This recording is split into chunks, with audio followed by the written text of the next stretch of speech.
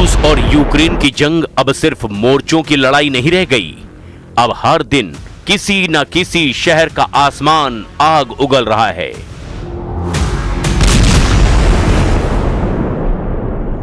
किसी घर की छत मलबे में बदल रही है, किसी परिवार की जिंदगी एक धमाके में खत्म हो रही है।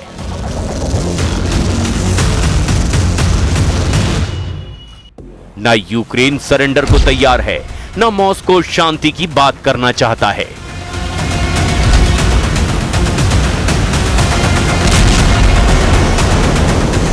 चार साल बाद ना जंग बदली न तबाही। एक तस्वीर यूक्रेन के ज़ापोरिज़िया की है, जिसे रूस ने एक बार फिर जलाना शुरू कर दिया है।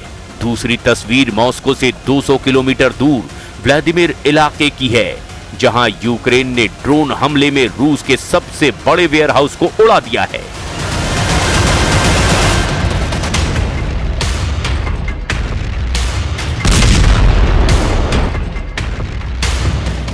ज़ापोरिज़िया में रूस ने 90 मिनट में एक के बाद एक 8 गाइडेड बम से यूक्रेन के इस शहर को जलाना शुरू कर दिया। धमाका इतना जोरदार था कि पूरी की पूरी रिहायशी इमारतें हिल गई, घरों की दीवारें गिर गई, मलबे के नीचे जिंदगियां दब गई। सब कुछ तबाह हो गया, कुछ भी नहीं बचा। अलमारी, टीवी, फ्रिज, दरवाजे, खिड़कियां, सब कुछ टूट गया। रेस्क्यू टीम मलबे के नीचे फंसी महिला को निकाल रही है। घायलों को मौके पर ही प्राथमिक इलाज दिया जा रहा है और अस्पतालों में एक बार फिर से युद्ध के जख्म गिने जा रहे हैं। ज़ापोरिज़िया के गवर्नर के मुताबिक इन हमलों में 71 साल की एक बुजुर्ग महिला की मौत हो गई, जबकि 31 लोग घायल हुए हैं। लेकिन जंग की कहानी का ये सिर्फ एक हिस्सा है।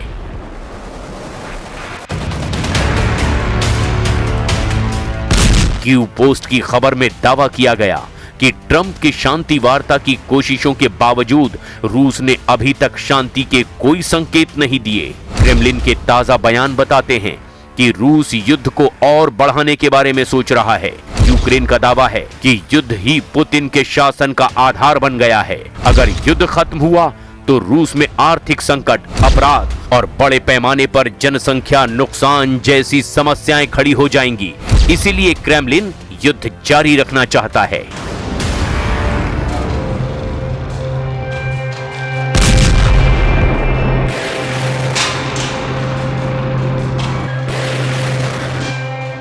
यूक्रेन के वॉर एक्सपर्ट्स का दावा है कि पुतिन के शासन को मजबूत रखने के लिए युद्ध एक जरिया बन गया है। क्रेमलिन लोगों को युद्ध में इतना डुबा देना चाहता है कि वो इससे बाहर ही ना निकल पाएं। रूस के हमलों के बीच यूक्रेन ने भी रूस के भीतर ऐसा पलटवार किया जिसने इस युद्ध का रुख बदलने की नई बहस छेड़ दी है।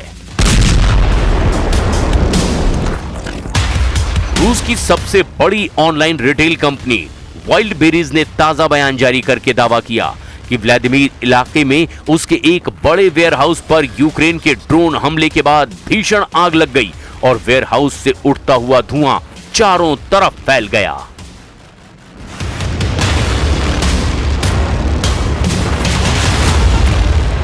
यूक्रेन लगातार रूस की कंपनियों को निशाना बना रहा है। एक दिन पहले 2 अगस्त को रूस के समारा इलाके में यूक्रेन ने वाइल्डबेरीज वेयरहाउस को निशाना बनाया था।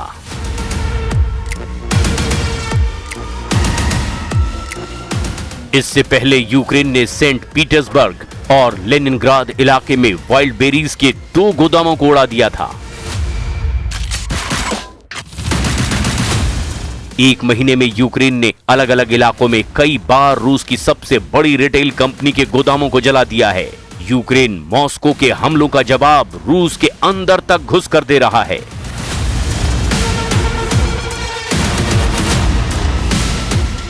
यूक्रेन न सिर्फ रूस की सप्लाई चेन को डिस्टर्ब कर रहा है, बल्कि ऊर्जा ठिकानों को भी तबाह कर रहा है।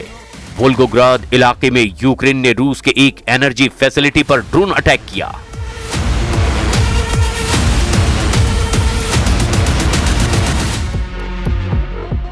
यूक्रेन अब सिर्फ वेयरहाउस नहीं उड़ा रहा, बल्कि रूस की उस ताकत को निशाना बना रहा है जिसके दम पर यह जंग 4 साल से चलती चली जा रही है। Oil refinery, oil pumping station, airbase, fuel depot और सैन्य रडार, यूक्रेन एक एक करके रूस के उन ठिकानों पर हमला कर रहा है जो रूसी सेना की लाइफलाइन माने जाते हैं। कीव का दावा है कि बशकोर्तोस्तान में 1300 किलोमीटर दूर मौजूद ऑयल पंपिंग स्टेशन पर हमला हुआ। उलियानोव्स्की मिनी ऑयल रिफाइनरी में आग लगी। कालुगा की ऊर्जा फैसिलिटी भी निशाने पर रही, जबकि कब्जे वाले क्रीमिया में बेलबेक एयरबेस और साकी एयरबेस पर भी ड्रोन स्ट्राइक की गई।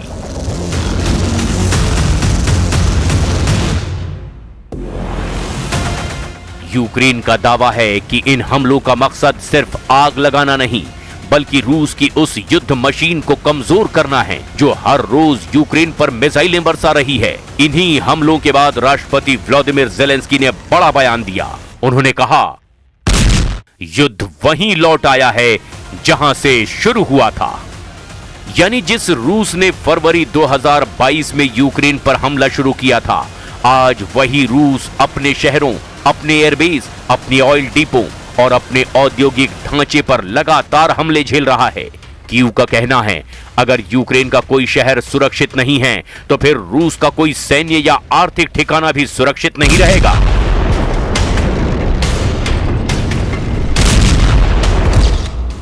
रूस के भीतर लंबी दूरी के ड्रोन हमले, तेल और ऊर्जा नेटवर्क पर वार, सप्लाई चेन को बाधित करना मकसद, एयरबेस और रडार सिस्टम को नुकसान। युद्ध की कीमत रूस के अंदर तबाही बढ़ाना है। लेकिन यूक्रेन की इस नई रणनीति ने क्रेमलिन को और ज्यादा आक्रामक बना दिया है। हर यूक्रेनी ड्रोन हमले के बाद पहले से ज्यादा मिसाइलें दागी जा रही है।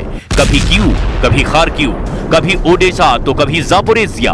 रूस लगातार यूक्रेन के शहरों को निशाना बना रहा है। यानी जितना ज्यादा युद्ध रूस के अंदर पहुंचता जा रहा है, उतनी ही ज्यादा तबाही यूक्रेन के शहरों में दिखाई दे रही है।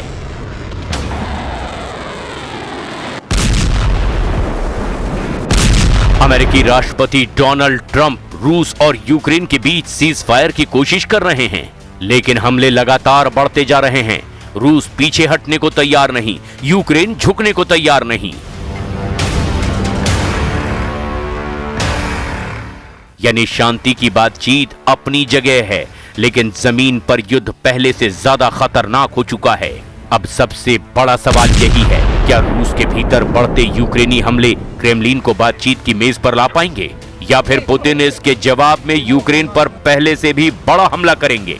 क्योंकि इस युद्ध में अब सिर्फ मिसाइलें नहीं चल रही, दोनों देश एक दूसरे की अर्थव्यवस्था, ऊर्जा व्यवस्था और सैन्य ताकत के साथ जनता के मनोबल को भी निशाने पर ले रहे हैं। इसी वजह से 4 साल बाद रूस यूक्रेन युद्ध अपने सबसे खतरनाक दौर में पहुंचता दिखाई दे रहा है। case of President Zelensky, he'd like to have some Patriots, he'd like to have some Tomahawks, which are, lethal, one offensive, one defensive. And we have to be very careful about letting somebody build them. It's very important now. We are building many plants now to make those, and the Tomahawk missile is the most incredible thing. It can go into a doorway. You can put it through a window of a house. Nobody's ever seen anything like it. You have to be very judicious, but you have to be very careful. Now, we have not agreed to that. We're talking about it. उधर Trump कह रहे हैं, Ukraine patriot और Tomahawk जैसी घातक मिसाइलें चाहता है, लेकिन अमेरिका अब भी इस पर फैसला लेने से बच रहा है, क्योंकि वॉशिंगटन जानता है ऐसी तकनीक सिर्फ युद्ध का संतुलन ही नहीं बदलती, बल्कि पूरी दुनिया की सुरक्षा व्यवस्था को भी प्रभावित कर सकती है। लेकिन सवाल ये है कि अगर यूक्रेन को और ताकतवर हथियार मिलते हैं तो क्या रूस के भीतर हमले और गहरे होंगे? और अगर ऐसा हुआ तो क्या पुतिन भी जवाब में यूक्रेन पर पहले से कहीं ज्यादा विनाशकारी हमला करेंगे?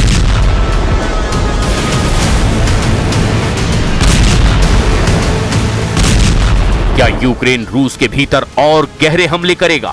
क्या यूक्रेन पर और बड़े मिसाइल अटैक होंगे? क्या ट्रंप की शांति पहल सफल होगी या जंग और खतरनाक होगी?